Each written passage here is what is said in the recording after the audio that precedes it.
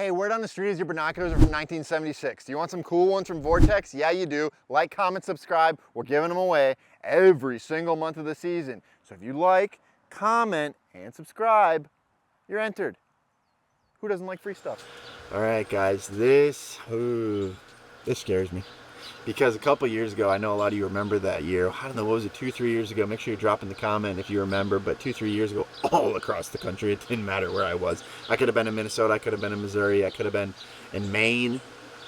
Man, if you'd walk in the woods, you were going to trip and you were going to fall because there's so many damn acorns. And I fear that this year, I don't know if I'll say comparable, but it could compare, guys. It seems like we're dealing with a lot of oaks that are going to be raining down acorns here, just based off the scouting that we've been doing, guys. And so that really can make the hunting tough. I can think of years in which I was living in Kentucky where, hell, if you wanted to, and you're damn right, we did bait, sit over corn piles, throw down Big and J, all these other things. Man, if the acorns were raining down, it's not that they didn't like the food plots we had planted or the corn that we had down or the Big and J we had down, but those acorns would absolutely make those deer move slower from point A to point B. I talk about properties with high stem count cover versus wide open cover, and that wide open cover property, big timber, where you can see through it for 100, 150, 200, 400 yards, those deer will walk through that in no time, okay? It might be a 100-acre parcel and he'll walk across it in 12 minutes. Now, when you have this high stem count cover type property, it might take them 3.5 hours to get through that property. No matter what that property looks like as far as stem count cover, when the acorns are raining down, the movement is more similar to the higher stem count situation, okay? Those bucks are just going to meander ever so slowly out of their bedding area, hit those acorns, and eventually maybe end up on a destination food source, but they don't have to go there, guys, because there's so much damn food in the timber. And I can vividly remember having corn piles and deer just not touching them for weeks, and it's like you wondered if somebody what we would call perfumed your bait or did something like that, because those acorns were just so attractive. Now here's the good thing about this, guys, and I do think it's going to be a pretty heavy acorn year.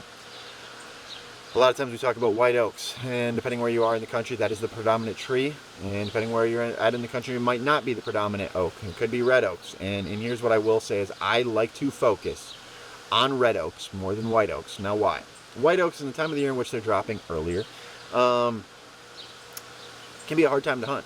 Okay, it's that quote-unquote October-ish lull, early season, not getting great weather.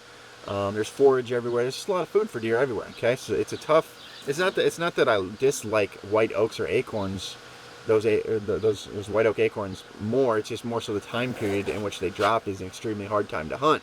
Now I can think of a property in a very tough area that I've hunted in the past, and I've really hunted it off and on my whole life, where we had an amazing oak year. Okay, and this was probably that 4 to 5 year range ago.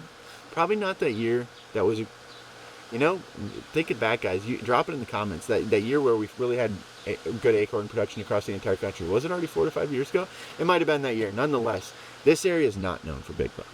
It's not. And you know what I'm going to say right now? Like, a big buck's 140-inch deer or bigger. I know the internet doesn't want you to think that, and it's a 160 or not. Like, or if it ain't a 160, it ain't nothing. Like, no, guys, that's a good deer.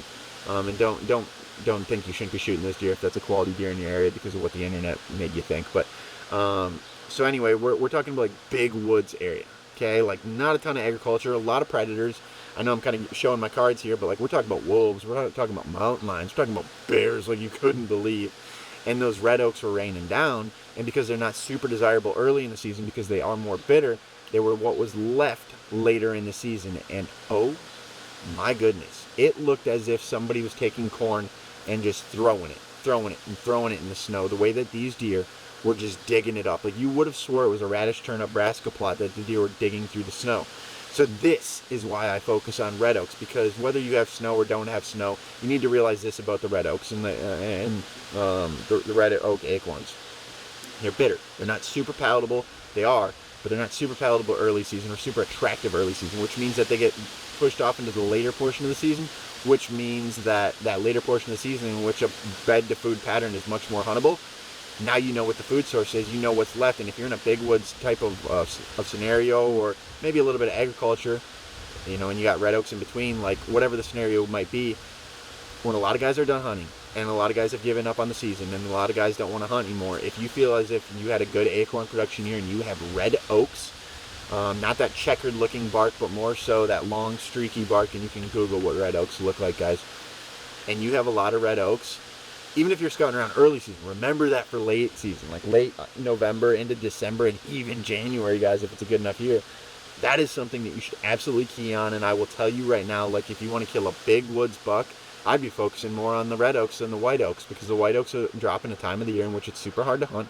Early season, kind of warm, a lot of foliage, can't see very far, a lot of natural browse, like a lot of things going on. It's just a harder time to hunt. And now when there's lesser food sources or limited food sources, and those red oaks are all that's left, and maybe it's not their favorite thing in the world, but is the highest on that hierarchy of what's palatable. Well, now you know what the hell you need to be hunting over, guys. So at the end of the day, guys, I think it's going to be another semi-crazy, heavier acorn dropping year, heavier acorn raining year. But now with that being said, now you guys know how to hunt it. Yeah, sure, kill one on the white oaks if you can. And if you could find the right white oak, great. Because I can think of on my Missouri property, we sat under the perfect tree that had 13 deer under it. I had a trail camera right on that trail intersection that 0 deer crossed that night. 13 deer were hitting the oak tree 7 yards away from that. We picked the right tree, but that was a lot of luck.